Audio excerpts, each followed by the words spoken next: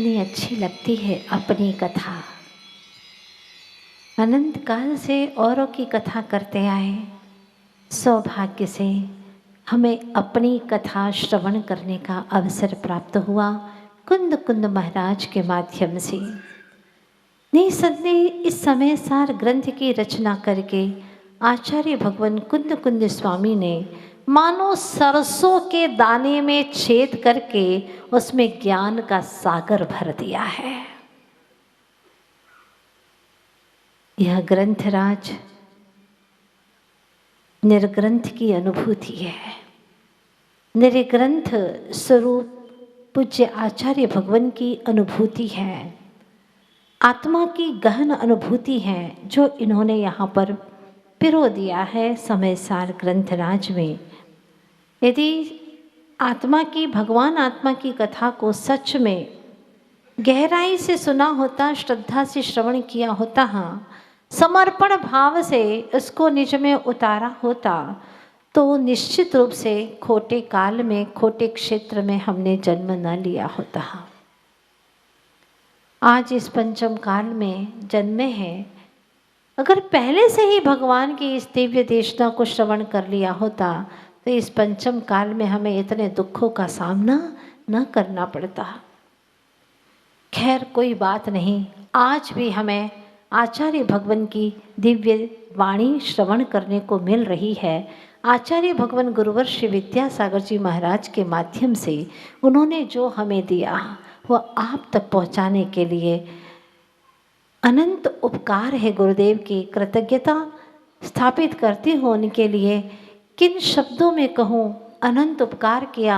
दुनिया की कहानियाँ और बातें तो दुनिया के लोग बहुत सुनाते हैं, लेकिन अपनी आत्मा की कथा, शुद्ध आत्मा की कथा, ज्ञायक स्वरूप की कथा, अपने अप्रकट अनंत गुणों के पुंज, अनंत शक्तिशाली आत्मा की कथा, ये कोई सामान्य किस्सा नहीं है। आत्मा की कहानी कि तोता मैना का किस्सा हो या कि राजा रानी की कहानी हो, एक था राजा एक थी रानी, दोनों चले गए, ख़त्म कहानी, ऐसी कहानी नहीं है, ऐसी कथा नहीं है, क्योंकि मैं शाश्वत आत्मा हूँ, कभी ख़त्म नहीं होता, कभी मिटता नहीं हूँ।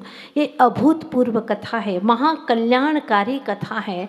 और दुनिया के राजा रानी की कथाओं में आप लोग तल्लीनता से सुनते हो और फिर कहते हो फिर क्या हुआ, फिर क्या हुआ, इसके बाद क्या हुआ। लेकिन यहाँ पर अपनी खुद की कहानी है कि मैं वर्तमान में कैसा हूँ, क्या हुआ क्या होगा ये मत पूछे, तुम कैसे हो, बस ये समझना है। पर तत्व प्रशंसा में महिमा पर की आई, नर्तन में रह कर भी निज की ना सुध आई। क्या कहूँ प्रभु, आज तक इस जीव ने अज्ञानता से पर तत्व की प्रशंसा की, वाह कितना अच्छा घर है, बहुत अच्छा घर बनाया है। सामने वाला जिसका घर है वो सुन करके रोम रोम पुलकित हो जाता है, उसका बाग बाग हो जाता है हृदय उसका। वो सोचता है बेचारा कि मेरी प्रशंसा हो रही है। अरे भाई तेरी प्रशंसा नहीं हो रही है, इसमें सीमेंट की प्रशंसा हो रही है, इसमें जो रंग रोगन किया उसके प्रति उसकी यहाँ पर प्रशंसा हो रही है। हाँ, जो लकड़ी वगैरह लगी है ना उसकी प्रशंसा है। घर मतलब क्या है, किसका जोड़ है घर, सीमेंट, रेती, लकड़ी, जो रंग रोगन किया है वो, इन सब की प्रशंसा हो रही है। तू काहे को हृदय बाग बाग कर रहा है, हाँ? यही तो अज्ञानता है। उसने सोच लिया, मान लिया कि घर सो मेरा है, बड़ा खुश हो जाता है। फिर कहते हैं ये कौन है, ये मेरा बेटा है। वाह बहुत होशियार है तुम्हारा बेटा तो। हाँ ये तो कलेक्टर है, मेरे तो 3 बेटे हैं, एक कलेक्टर है, एक डॉक्टर है और तीसरा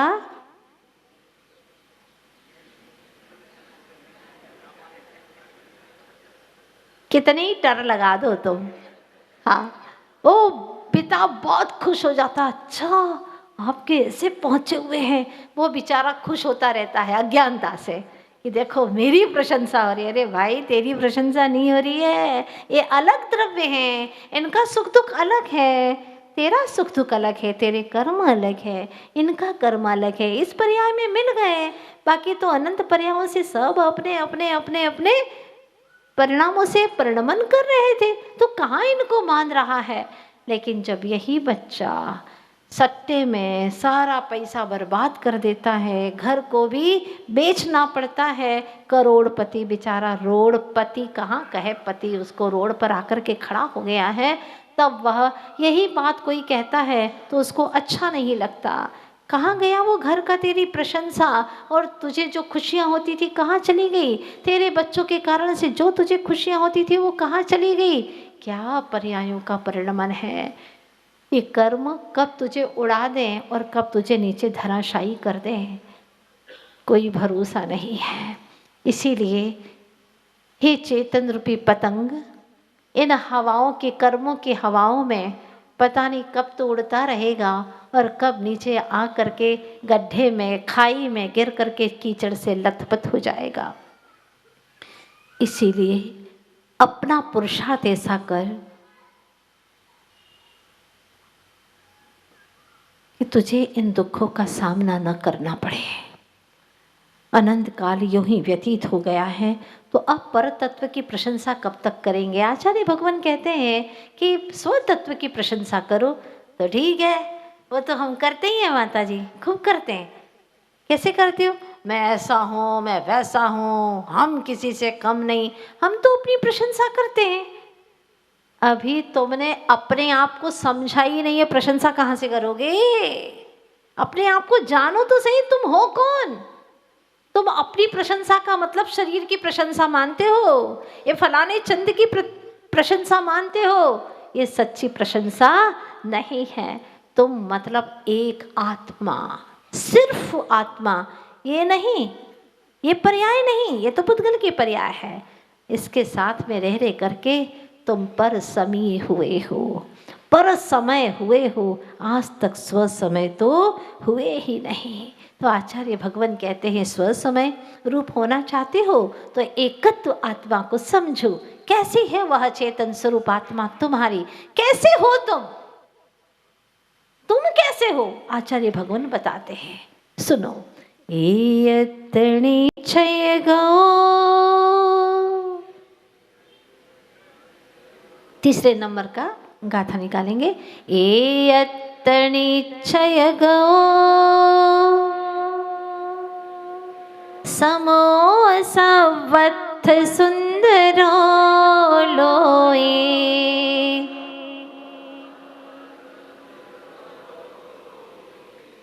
बंध कहायते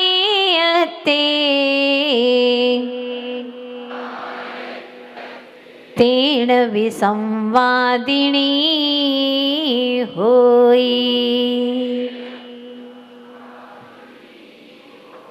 क्या गजब की बात कही, और हमको हमारी भाषा में समझाया है, क्योंकि व्यवहारी जीवों को व्यवहार की भाषा ही समझ में आती है। इसलिए पूछा, तुम विसंवाद चाहते हो क्या?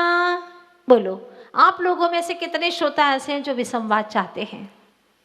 कोई नहीं। विवाद चाहते हो? नहीं नहीं नहीं नहीं। तो सुनो, एक काम करो, एकत्व, एक पने को प्राप्त हो जाओ। एकत्व निश्चय गत जो समूह यानी आत्मा है, मतलब नितांत अकेला अकेला, ओनली सॉल। कर्म भी नहीं, नो कर्म भी नहीं, भाव कर्म भी नहीं, ऐसा आत्मा, सिर्फ आत्मा, आत्मा अकेला आत्मा। अभी नो कर्म के साथ मतलब शरीर के साथ में मैं आत्म तत्व हूँ, ये शरीर भी एक क्षेत्राव गांव में है, और ये नो कर्म है। क्या है? नो कर्म। और इससे जो राग द्वेष आदि भाव हो रहे हैं, इससे जो राग आदि हो रहा है वो क्या है? भाव कर्म। और राग आदि भावों से जो ज्ञानावरण, दर्शनावरण, वेदनी, मोहनी, आयु, नाम, गोत्र, अंतराय, ये जो कर्म बंध रहे हैं, ये आठों क्या हैं? द्रव्य कर्म। द्रव्य कर्म, भाव कर्म और नो कर्म। नो कर्म की सेना तुम्हारी बहुत लंबी है। जितना जितना भाव कर्म गहरा है, सघन है, उतना उतना आपने अपना नो कर्म का लश्कर बढ़ा दिया है। एक मकान से काम ना चलेगा, 4-8 मकान तो चाहिए। ये चाहिए, मित्रों की मंडली चाहिए, समूह चाहिए, ताकि चलो तो थोड़ी सी चाल ढाल अकड़ करके चल सको कि इतना मित्रों का सैलाब है मेरा, मैं हम ऐसे वैसे नहीं है। ठीक है बेटा, अभी अहंकार से तोंद फुला करके चल ले, छाती फुला करके चल ले, लेकिन फिर न तोंद मिलेगी न छाती मिलेगी। इस मान कषाय के वशीभूत होकर के तो ऐसे दशा में पहुंच जाएगा जहाँ पर तुझे ऐसा शरीर भी मिलने वाला नहीं है। एक इंद्रिय में पड़ेगा, सड़ेगा, अनंत काल तक बड़ी मुश्किल से फिर त्रस पर्याय को पाएगा। बहुत दुर्लभ है, ये तो परिवर्तन है। सदुपयोग करोगे तो फिर मिलेगा और दुरुपयोग करोगे तो मिलने वाला नहीं है। निश्चित बात। एक पिता के 2 बेटे हैं, एक जुआरी है एक पुजारी है। एक जुआरी है और एक पुजारी है। पुजारी बेटा छोटा है और जुआरी बेटा उम्र में बड़ा है। अब क्या करें, कई बार पिता ने उसको पैसा दे दिया, लेकिन वो कभी सदुपयोग करता ही नहीं है, सट्टे में लगाता है, बर्बाद कर देता है पिता का पैसा। पिता को पता चला, एक दिन आया मांगने के लिए, पिताजी बस सिर्फ 5,000 रुपया दे दो, बहुत ज़रूरी है पिताजी। चल हट, कोई पैसा वैसा नहीं है। पिताजी आपके पास में तो कोई कमी नहीं है, दे दो ना, 5,000 तो मांग रहा हूँ। बोला ना, चला जाए यहाँ से, कोई पैसा वैसा नहीं है मेरे पास में। इतने में छोटा बेटा आया, पिताजी 5 करोड़ चाहिए था। हाँ हाँ बेटा, ले चाबी ले ले, तिजोरी से निकाल ले।